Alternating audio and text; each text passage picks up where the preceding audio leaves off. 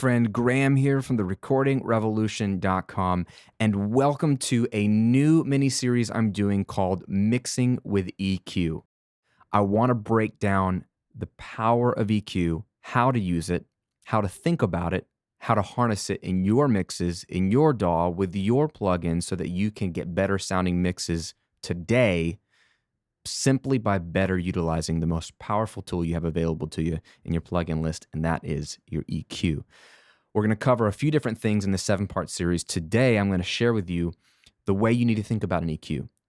All an EQ is a smart volume knob.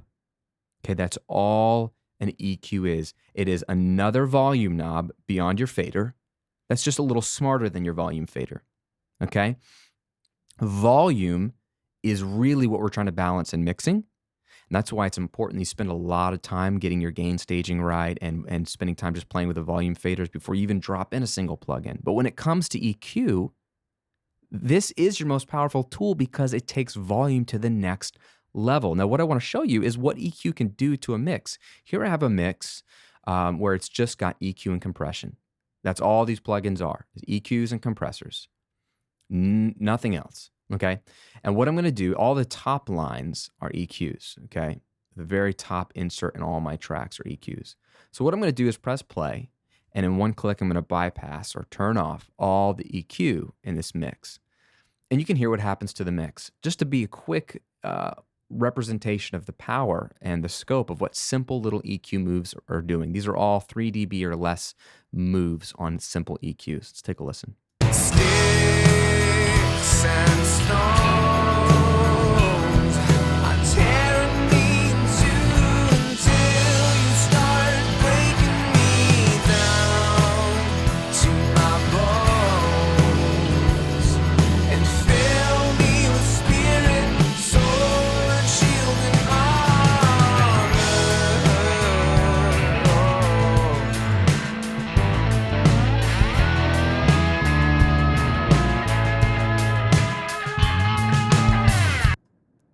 drastic difference, right?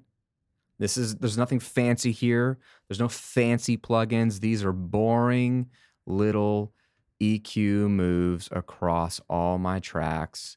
Nothing crazy going on here. And they're all 3 dB or less increments. Yet the cumulative effect of all these little moves is a totally sculpted and shaped and more present, more exciting, and musically balanced mix. Why is this? Because this EQ is a smart volume knob, and that's the way I want you to think about it. It's just volume tied to a specific frequency. So take a look at this EQ. This is the stock Avid EQ for Pro Tools. Your EQ might look very similar in your DAW. And I like these EQs because as confusing as they look with all these knobs, they're very easy to understand visually, so they're very easy to teach on.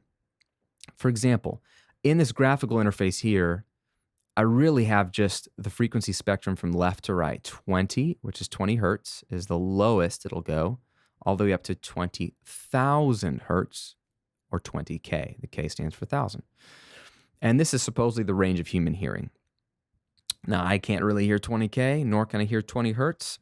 Some would argue that those are more frequencies that you feel rather than hear, but human hearing lies somewhere in this range, and this is the range we can manipulate. And so the beautiful thing is that you can boost or cut anything along this line, because that's all an EQ is a volume knob that boosts a volume or cuts volume on a specific frequency. So let's take a look at one of these EQ bands so I can explain these simple 3 knobs to you. And then you'll understand any EQ you ever come across. And then you will have the power to go do it. So let's take this yellow band, for example, okay? This is my main mid-frequency. In this example, there's 3 knobs on this band. The most important knob is frequency. This is what makes an EQ a smart volume knob. This knob tells your volume knob, what do you want to boost or cut? You obviously don't want to boost or cut the whole track. You want to boost or cut something specifically in this regard. And in this case, I have taken the frequency to 328. That is what I wanted to zero in on this band. Okay, so obviously frequency is the simplest knob to understand. It's just where along this curve are you going to do anything. I can move this knob left or right, just like on, let's say, the orange one. I can move it left or right, but it's not doing anything because it hasn't boosted or cut. There's no volume change yet. I've just set where the volume should be affected. But in my yellow one, it's going to be 328. Now, the next most important knob is the gain knob. This is actually the volume. Did you boost or did you cut at that frequency? In this case, I cut. Took out 3.2 dB at that frequency. And you can see it up here graphically as this little dip, this yellow dip. Okay, I think those are easy to understand. What frequency do you want to turn up or down? And then how much do you want to turn up or how much do you want to turn down? That's what this gain knob is. And the third and final knob is the one that gets a little confusing to people. It's the Q. Q is very weird. I would have rather called this bandwidth. And then the numbering system is really weird, right? So like the larger the number, the tighter or smaller the Q or bandwidth. And the smaller the number, the wider the Q or bandwidth. Makes no sense. So somebody messed up here, or they're way smarter than me, and there's a reason that no normal human being will ever understand. But this should be called bandwidth, and I think it should be reversed, where the higher the number, the bigger the bandwidth. But whatever the reason, I don't get to decide these things. I'm just a guy. For you to understand, this knob just takes the first two knobs, and it enhances them and specifies them a little bit more about how wide or how narrow do you want to boost or cut. Because it's not just fixed. A lot of EQs might have a fixed Q, but most EQs in your DAW these days allow you to have a variable width. So do you want to just cut out a little notch here, just that frequency? That might be a little unnatural. A wider Q might be a little more natural sounding. You know, it's going to slightly affect the other frequencies around it, but it'll sound more musical. So keep that in mind. You can adjust that and just experiment. Tighter, wider, see what it sounds like, see what it does.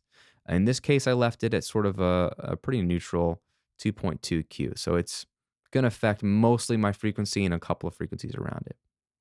That is all that's happening on an EQ. Pick a frequency, turn it up or down, make it wide or narrow. Everything else next to this yellow is just 4 other places I can do. I can have up to 5 EQ moves on this one EQ. Taking it a step further, the very edge EQs, the low frequency and the high frequency, they can be a notch filter like most of these EQ bands, or they could be a shelf, which just allows you to boost or cut at a frequency and everything above it or below it in a nice simple shelf. So you get a little bit more variety there. I'll talk about this shelf in a later video. And then I also have 2 filters on this EQ. This is very comprehensive EQ, but this is very simple. In addition to these 5 bands that are all the same tools, just you can use them or not use them, whatever you want, I've got these filters. One is an HPF or a high pass filter, which lets the highs pass through unaffected. It could also be called the low cut. That might make more sense to you. And then I have a low pass filter, an LPF, that lets the lows pass through unaffected and it just cuts the highs. This can be very helpful for rolling off rumble or low end, or just sort of smoothing out the top end if it's a little too harsh and you just want to have a rounder top end.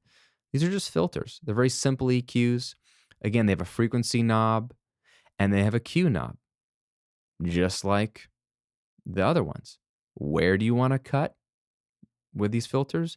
And how steep or wide or narrow do you want to cut? Very, very helpful. And the only other knobs on my EQ are an input and output, which we will look at on a later video.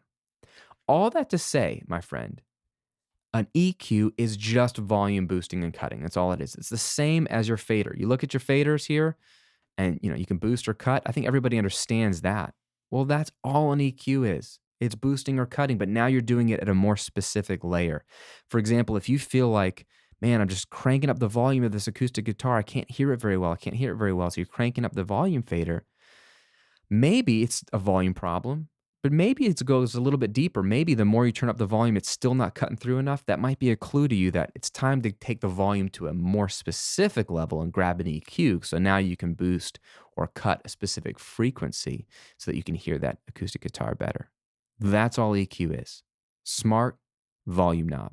When you understand that, you can harness the power of EQ. And if you can do EQ well, my friend, your mixes will sound a lot better, because I submit to you that EQ is the most important and the most powerful plugin that you have at your disposal. That's it for today's video. On the next video, we're going to look at the most powerful way to approach EQ, and that is through subtractive EQ. Again, this is going to be a simple mixing with EQ series. Thanks for watching. Graham here from recordingrevolution.com. Do me 2 favors. 1, subscribe to the videos if this is helpful to you. That way you'll know when the next one's out. And number 2, leave me a comment below and let me know, what is your biggest frustration with EQ? What is the most frustrating thing about EQ for you, or what has confused you in the past? I'd love to hear your thoughts. Just comment below the video.